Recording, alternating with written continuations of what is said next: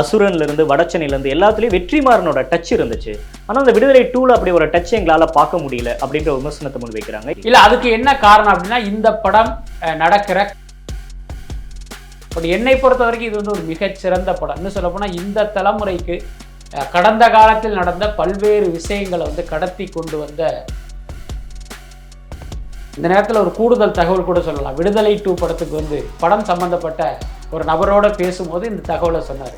என்னன்னா, ஆரம்பத்தில் தமிழ் தேசியத்தில் ஆரம்பிச்சாங்க, கம்யூனிசத்துக்கு போனாங்க, ஆதிக்க வர்க்கத்தை கேள்வி கேட்டாங்க, அதுக்கப்புறம் திராவிட கட்சி அப்படின்ட்டு வந்து இங்கே சுருங்குறாங்க, அவர் வந்து குழப்பியிருக்காரு அப்படின்ற மாதிரியான விமர்சனங்களும் வருது. இல்லை, அப்படி தேவையில்லை. நீங்கள் வந்து இது கலியபெருமாள் கதையா தமிழரசன் கதையா அப்படின்னு உங்களுக்கு தோணும் போது தான் இந்த மாதிரியான விஷயங்கள்லாம் இருக்குது. நீங்கள் அதை கருப்பு சட்டையும் சிவப்பு சட்டையும் ஊருக்குள்ள வந்ததுக்கு அப்புறம் தானே இந்த பிரச்சனை. அதுக்கு முன்னாடி நாங்களாம் ஒத்துமையாக தான் இருந்தோம், எங்களுக்கெல்லாம் இவங்க சொல்றதை கேட்டுட்டு தானே இருந்தாங்க அப்படின்ற ஒரு வசனம் வருது இல்லை சார்? இல்லை, ஆக்சுவலி பார்த்தீங்கன்னா பொதுவாகவே இந்த முதலாளிகளுக்கு வந்து கருப்பும் சிவப்பும் வந்து ஒரு எரிச்சலை ஊட்டக்கூடிய நிறம் தான். அது வந்து முதலாளிகளுக்கு வந்து ஒரு உறுத்தலையும். விடுதலை 3 வர வாய்ப்புகள் இருக்கா சார்? வெற்றிமாறனோட அடுத்த ப்ராஜெக்ட் அப்படின்றது சூர்யா வச்சு தான். அதான் வாடிவாசல்ங்கிறது தான் இந்த நிமிஷம் வரைக்கும். அது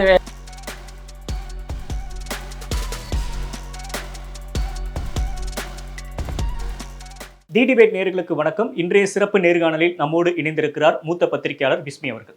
சார் வணக்கம். வணக்கம். விடுதலை 2 படம் வந்து நேற்று வெளியாகி இருக்கு. இன்ன வரைக்கும் தேட்டரில் போயிட்டு இருந்தாலும் ஒரு கலவையான விமர்சனங்கள் வருது. ஒரு காமன் ஆடியன்ஸ்க்கு என்னப்பா அது அரசியலாக இருக்கே அப்படின்னு பேசுகிறாங்க. அரசியல் விரும்பிகள், குறிப்பாக கம்யூனிஸ்ட் தோழர்கள், திராவிட இயக்கங்கள், இவங்க எல்லாருமே படத்தை கொண்டாடுறதையும் பார்க்க முடியுது. ஒரு பத்திரிகையாளராக விடுதலை 2 உங்களுக்கு எது மாதிரியான உணர்வுகளை கொடுத்துச்சு சார்? இல்லை, ரொம்ப உண்மையை சொல்ல போனால் விடுதலை முதல் பாகத்தை விட 2ஆம் பாகம் வந்து எனக்கு வந்து ஒரு சிறப்பான படைப்பாக தெரிஞ்சுது. ஓகே, சிறப்பான படம்னு கூட நான் சொல்ல விரும்பலை, சிறப்பான படைப்பாக அது எனக்கு தெரிஞ்சுது. நீங்கள் குறிப்பிட்ட மாதிரி கம்யூனிஸ்ட் தோழர்களுக்கு இந்த படம் வந்து அவங்க கொண்டாடுறாங்கன்னு சொன்னீங்க. கிட்டத்தட்ட எனக்கும் கூட வந்து ஒரு நெருக்கமான படமாக இருந்தது. அதே நேரம் நீங்கள் சொன்ன மாதிரி இன்னொரு சாரரிடம் வந்து இந்த படம் ஒரு பெரிய ஈர்ப்பை கொடுக்கல. என்னன்னா, அந்த கதையும் சரி, கதை களமும் சரி, அந்த படம் பேசுகிற அரசியலும் சரி, இவங்களுக்கு பார்த்தீங்கன்னா ஒரு அந்நியமாக இவர்களுக்கெல்லாம் தோணுது. உதாரணத்துக்கு இந்த வர்க்க போராட்டம், அழித்தொழிப்பு அப்படிங்கிறதெல்லாம் பார்த்தீங்கன்னா இந்த வார்த்தையெல்லாம் தமிழா, இதெல்லாம் நாங்கள் முன்ன பின்ன கேள்வியப்பட்டது இல்லையேங்கிற அளவுக்கு இவர்களுக்கு பார்த்தீங்கன்னா ஒரு பெரிய அலர்ஜியை கூட கொடுத்ததை வந்து பல நபர்களிடம் பேசிய போது எனக்கு புரிந்து கொள்ள முடிந்தது.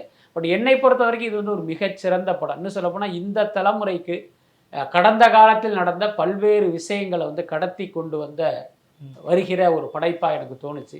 நான் ஏற்கனவே சொன்ன மாதிரி இந்த படத்தை பார்க்கிற இந்த தலைமுறையினருக்கு இதில் உள்ள விஷயங்கள் எல்லாம் அந்நியமாக தோன்றினாலோ அல்லது புரியாமல் இருந்தாலோ அது குறித்த தகவல்களை திரட்டி வந்து அவங்க தெரிந்து கொள்ளணும் அப்படிங்கிறது தான் நான் அவர்களிடம் வைக்கிற வேண்டுகோள். ஏன்னா இது எனக்கு புரியலை, இது எனக்கு வந்து அந்நியமாக இருக்குது அப்படின்னு இந்த படத்தை நிராகரிக்காமல் அந்த படத்தை பார்த்து உள்வாங்கிட்டு உங்களுக்கு புரியாத விஷயங்களை வந்து நீங்கள் அதுக்கப்புறம் இணையத்தில் தேடியோ புத்தகங்கள் படித்தோ அல்லது விவரம் தெரிந்தவர்களிடம் கேட்டோ என்னென்ன நடந்தது அப்படிங்கிறது அவங்க தெரிஞ்சுக்கிட்டாங்கன்னா நல்லா இருக்கும். ஸோ ஒரு சின்ன கிளாரிட்டி சார், நீங்கள் பேசுகிறப்ப சொல்லியிருந்தீங்க இது ஒரு சிறந்த படைப்பு, சிறந்த படமா அப்படின்னா அதில் ஒரு கொஸ்டின் மார்க் அப்படின்னு. இந்த இடத்துக்கு நீங்கள் எப்படி சார் வரீங்க? அதையும் சொல்ல வேண்டிய அவசியம் இல்லை. ஒரு திரைப்படம் அப்படிங்கும்போது பார்த்தீங்கன்னா ஒரு படைப்பு என்பதற்கும் ஒரு படம் என்பதற்கும் ஒரு பெரிய வித்தியாசம் இருக்கிறதா நான் நினைக்கிறேன். ரெண்டும் ஒன்று தான்.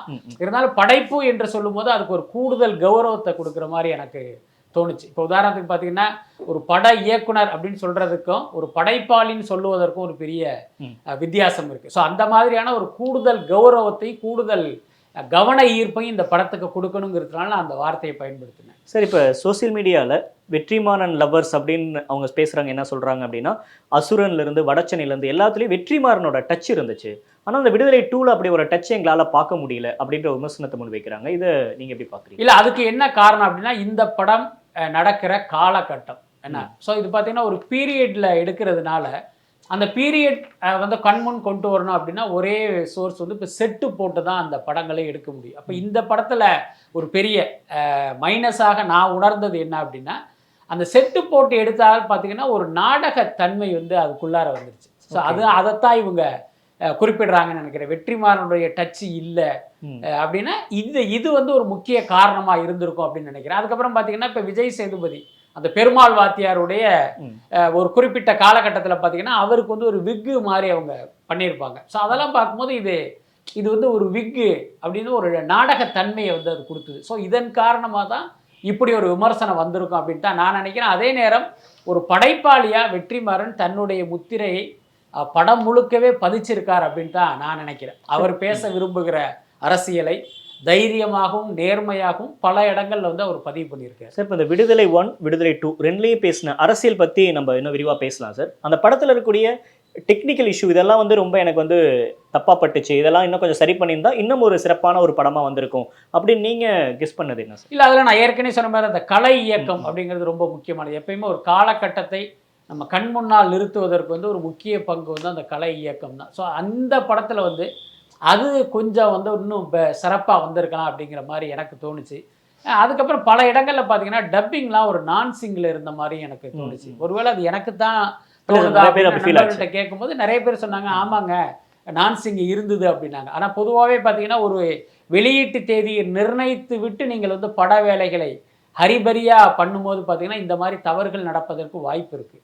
ஆனால் விடுதலை 2ங்கிறது பார்த்தீங்கன்னா பல மாதங்கள் எடுக்கப்பட்ட படம், இன்னும் சொல்லப்போனால் பல வருடங்களாக எடுத்த படம். அவருக்கு வந்து ஒரு பெரிய அவகாசம் இருந்தது. அப்படி இருந்து ஏன் இந்த மாதிரியான தவறுகள் நடந்தது அப்படிங்கிறது தெரியல. ஒருவேளை இவங்க சரியா பண்ணி அந்த சிங்க் பண்றதுல ஏதாவது கோளாறா அப்படிங்கிறது நமக்கு தெரியல. அப்படி திரையில் பார்க்கும்போது இது வந்து ஒரு பெரிய குறையா தான் இருந்தது. அதுக்கப்புறம் பார்த்தீங்கன்னா இந்த படம் ஒரு வாழ்வியலை சொல்கிற படம்ங்கிறதுனால இதில் வந்து ஒரு ஒளிப்பதிவு நேர்த்தி, ஒளிப்பதிவாளர் வந்து தன்னுடைய முத்திரையை பதிக்கணும் அப்படிங்கிற மாதிரியான முயற்சியெல்லாம் செய்யலை அப்படின்னு நான் நினைக்கிறேன். இன்னொன்று பார்த்தீங்கன்னா இந்த விடுதலை 2 படத்தை பார்க்கும்போது பார்த்தீங்கன்னா ஒரு நாவலை படிக்கிற மாதிரி இருக்கும். என்ன அப்படியே அந்த ஒரு வாழ்வியலை கடத்துவோம், ஒரு வாழ்வியலை பார்க்குறது அப்படியே போயிட்டே இருக்கும். நீங்கள் இதை வந்து நீங்கள் சினிமாவாக பண்ணணும் அப்படின்னு நினச்சிங்கன்னா ஒளிப்பதிவாளர் என்ன பண்ணுவார், நம்ம பேர் இதில் வாங்கணுன்ட்டு அவர் ஏதாவது ஒரு ஜிக்ஜாக் பண்ணுவார். எடிட்டர் ஒரு பக்கம் அவர் பங்குக்கு ஏதாவது ஒன்று பண்ணுவார். அது வந்து சினிமாவாக மாறி இருக்கும். பட் இது வந்து வெற்றிமாறன் என்ன மாதிரியான படைப்பாக இதை கொடுக்கணும் அப்படிங்கிறது ஒளிப்பதிவாளருக்கும் படத்தொகுப்பாளருக்கும் தெரிந்ததால் அவங்க வந்து தங்களுடைய மேதாவித்தனத்தை காட்டலை. இந்த கதையை மக்களிடம் கொண்டு செல்வதற்கு ஒரு உறுதுணை புரிந்ததோடு அவர்களுடைய வேலை முடிஞ்சிருச்சு. அதனால் இதெல்லாம் வந்து ஒரு டெக்னிக்கல் குறைபாடாக நம்மளால் சொல்ல முடியாது. இன்ன வரைக்கும் வந்த படங்களில் விடுதலை 2ல் இதை பார்க்குறப்ப எனக்கு வந்து ஒரு சிறந்த படைப்பாக தோணுச்சு. எனக்கு இதெல்லாம் ரொம்ப துணிச்சலாக எடுத்திருக்காங்க அப்படின்னு நீங்கள் ஒரு பத்திரிகையாளராக எதை சார் சொல்லுவீங்க? இல்லை, நீங்கள் பொதுவாகவே பார்த்தீங்கன்னா இப்போ இந்த மண் சார்ந்த இந்த ஒடுக்கப்பட்ட மக்களுக்கு இழைக்கப்பட்ட அநீதிகள் குறித்து பதிவு பண்ணுறதுங்கிறதுல வந்து இங்கே மிகப்பெரிய சிக்கல் இருக்குது, தடங்கள் இருக்குது, நமக்கு தெரியும். அதே நேரம் இது பல வருடங்களுக்கு முன்பு நாம் வாழ்கிற இந்த நாட்டில் இந்த பண்ணை அடிமைத்தனம், பண்ணையார்களுடைய அந்த சர்வாதிகாரம்லாம் எந்த அளவுக்கு இருந்தது அப்படிங்கிறது இன்றைய தலைமுறைக்கெல்லாம் நிச்சயமாக தெரிந்திருக்காது. என்ன காரணம்னா இன்றைய தலைமுறை அந்த இணையத்தில் மூழ்கி போய் அவங்களுடைய வாழ்க்கை வந்து வேற மாதிரி போயிட்டு இருக்கு, வாசிக்கிற பழக்கம் கூட கிடையாது. ஸோ அப்படி இருக்கும்போது வெற்றிமாறன் போன்ற ஒரு இயக்குனருடைய படத்தில் இதெல்லாம் பதிவு செய்யப்படும் போது தான் இந்த தலைமுறைக்கு இதெல்லாம் கவனத்துக்கு போகும். அந்த அடிப்படையில் இந்த கதையை இவர் தேர்வு செய்ததே ஒரு மிகப்பெரிய விஷயமா நான் பார்க்குறேன். இன்றைக்கும் பார்த்தீங்கன்னா தீவிரவாதிகளால் வெடிகுண்டு வைத்து அந்த அரியலூர் ரயில் கவிழ்க்கப்பட்டதாகத்தான் செய்தி, அப்படிதான் நாமும் நம்பிக்கிட்டு இருக்கோம். ஆனால் இந்த படத்தை பார்க்கும்போது தான் உண்மை என்ன அப்படிங்கிறதே நமக்கு தெரியுது இல்லையா?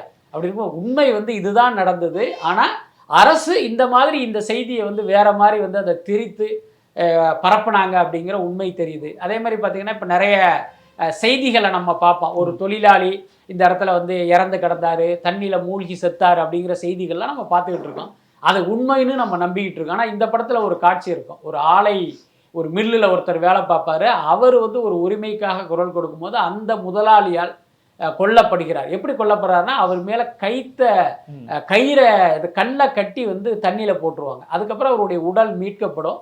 அவர் எப்படி கொல்லப்பட்டார் அப்படிங்கிறது அங்கே எல்லாருக்கும் தெரியும். ஆனால் அடுத்த நாள் அது எப்படி செய்தி அப்படின்னா குடிபோதையில் தண்ணியில விழுந்து அந்த தொழிலாளி செத்துட்டாருங்கிற மாதிரியான ஒரு செய்தி வரும். ஸோ இந்த மாதிரி பல விஷயங்கள் குறித்து பார்த்தீங்கன்னா ஒரு ஐ ஓப்பனராக பல காட்சிகள் இருந்ததா. அந்த படத்தில் கதாநாயகிகளோட தேர்வு, கதாபாத்திரங்களோட தேர்வு பார்க்குறப்ப எல்லாருமே சூப்பராக நடிச்சிருந்தாங்க. குறிப்பாக ராஜீவ் மேனனோட கேரக்டர் முதற்கொண்டு எல்லாருமே கவனிக்கக்கூடிய, குறிப்பாக ஒரு அதிகாரிகள் எப்படி இருப்பாங்க, ஒரு ஐஏஎஸ் ஆஃபீஸர் எப்படி இருப்பாங்க அப்படின்றத அழகாக காமிச்சிருந்தாங்க. நீங்கள் இந்த படத்தில் இந்த கேரக்டர்லாம் ரொம்ப பிரமாதமாக இருந்துச்சு அப்படின்னு நீங்கள் ரசித்து பார்த்தது இது சார்? இல்லை, பிரமாதமாக இருந்துச்சு அப்படிங்கிறத விட தங்களுடைய கதாபாத்திரத்தை உணர்ந்து ஒவ்வொருத்தவங்களும் நடிச்சிருக்காங்க, அப்படி தான் பார்க்க முடிஞ்சது. முக்கியமாக நீங்கள் குறிப்பிடுகிற அந்த Rajiv Menon character chief secretary அப்படிங்கிற ஒரு கதாபாத்திரத்தில் நடிச்சிருக்காரு. இப்போ அவர்களுடைய வேலை எந்த மாதிரி எப்படிப்பட்டது அப்படிங்கிறது, அதுக்கப்புறம் அவர்கள் நினைத்ததை எப்படியெல்லாம் மாத்துறாங்க அப்படிங்கிறது. ஒரு பத்திரிகையில வந்து ஒரு செய்தி வரக்கூடாது என்பதில் கூட இந்த அதிகார வர்க்கம் எவ்வளோ எந்த அளவுக்கு பார்த்தீங்கன்னா தங்களுடைய ஆதிக்கத்தையும் ஆளுமையும் செலுத்துறாங்க அப்படிங்கிறதுல ஆரம்பிச்சு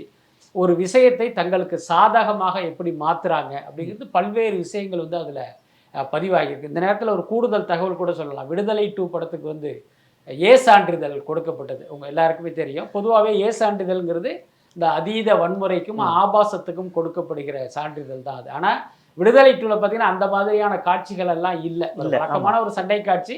அது இதை தாண்டிய வன்முறையெல்லாம் நம்ம பல படங்கள்ல பார்த்துருக்கோம். லோகேஷ் கனகராஜ் மாதிரி எதுக்கு சுடுறாங்கன்னே தெரியாம சுடுவாங்க. ஆமா ஆமா பார்த்துருக்கோம். இதுல அதோடு ஒப்பிடும்போது இதுல ஒரு பெரிய வன்முறையெல்லாம் இல்லை. ஆனாலும் நீங்க அதிகார வர்க்கத்தை கேள்வி கேட்கிற வசனங்கள் அதிகம் இருந்ததாலேயே இந்த படத்துக்கு ஏ சான்றிதழ் கொடுத்துருக்காங்க. அந்த படம் சம்பந்தப்பட்ட ஒரு நபரோட பேசும்போது இந்த தகவலை சொன்னார்.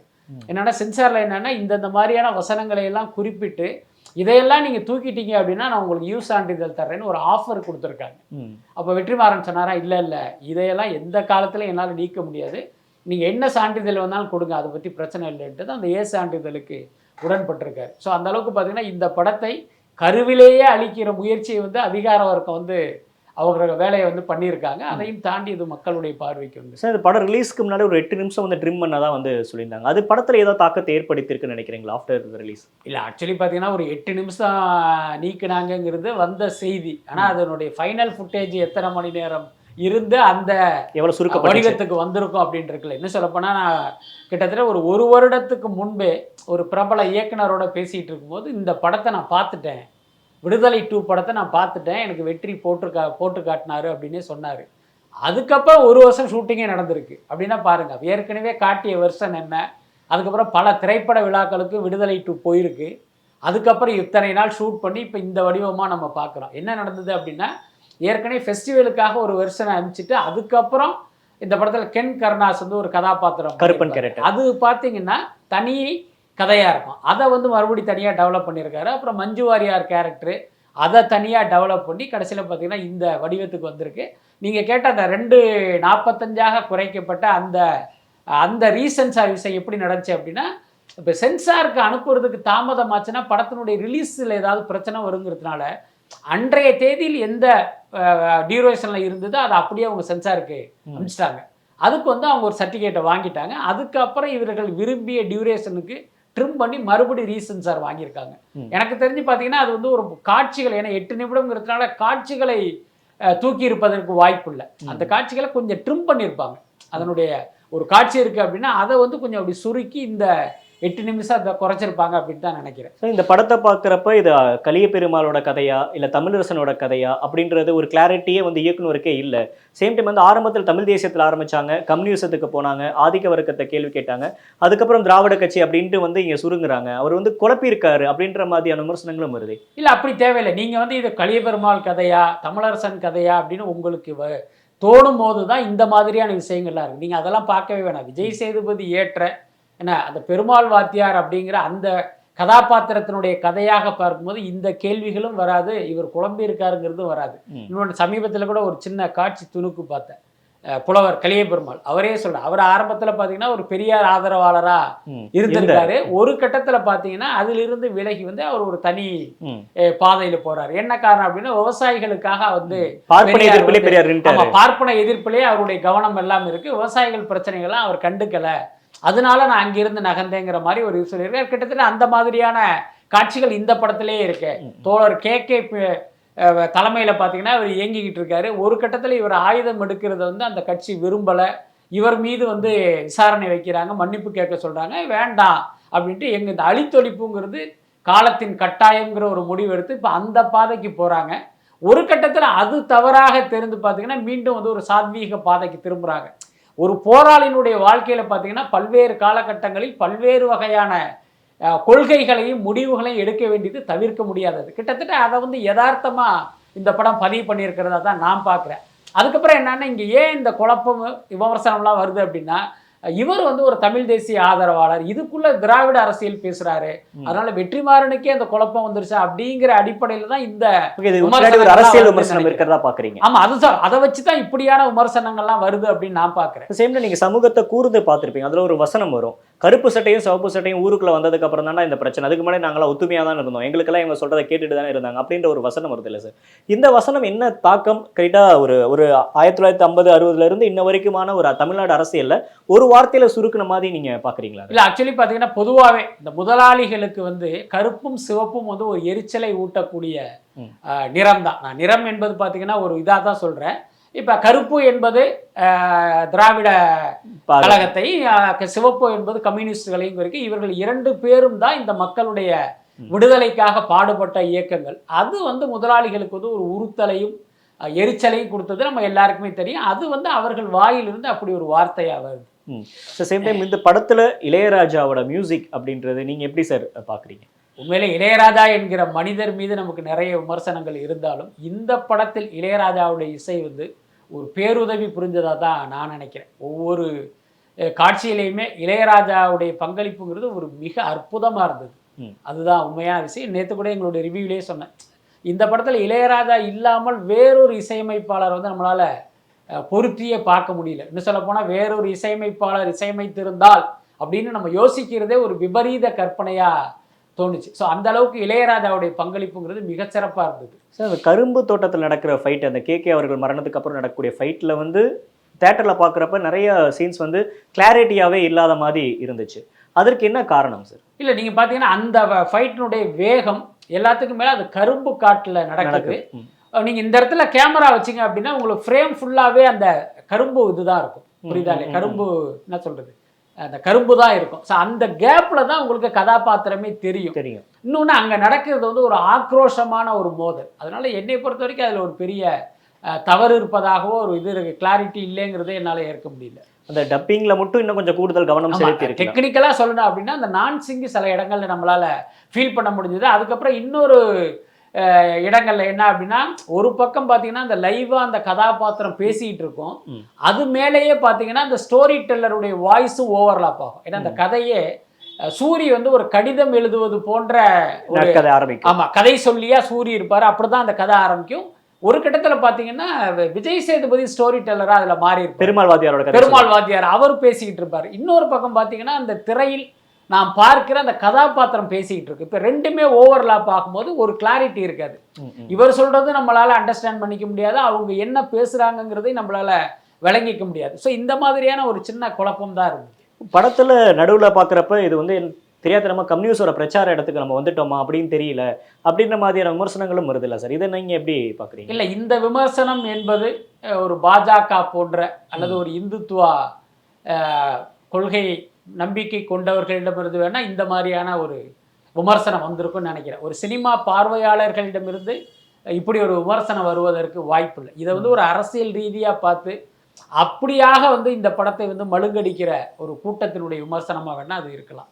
சரி, இன்ன வரைக்கும் நீங்கள் பார்த்த படங்களில் விடுதலை 2 ஒரு முக்கியமான படம் தமிழ் சமூகத்துக்கு அப்படின்னு நீங்க எந்த இதை சொல்ல வருவீங்க சார்? இல்லை, பொதுவாகவே முக்கியமான படம் அப்படின்னு பொதுவாகவே திரைப்படம் என்பது நம்மளுடைய வாழ்க்கையை வாழ்வியலை பிரதிபலிக்கணும். அது வந்து ரொம்ப ரொம்ப முக்கியமானது. ஆனால் துரதிர்ஷ்டவசமாக தமிழ் படங்கள் வந்து பெரும்பாலும் அந்த வேலையை அந்த கடமையை செய்வதில்லை.